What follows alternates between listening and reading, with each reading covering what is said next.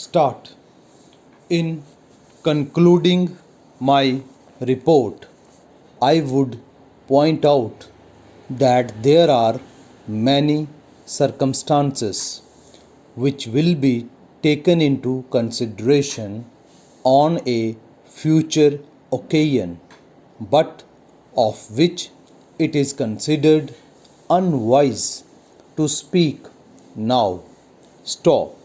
One necessary conclusion, however, is that only in the manner I have indicated is it possible to arrive at anything like a true estimate of the motives of these men towards one another and to judge impartially of the letters which passed between them. Stop.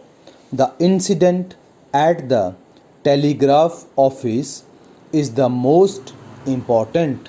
Stop.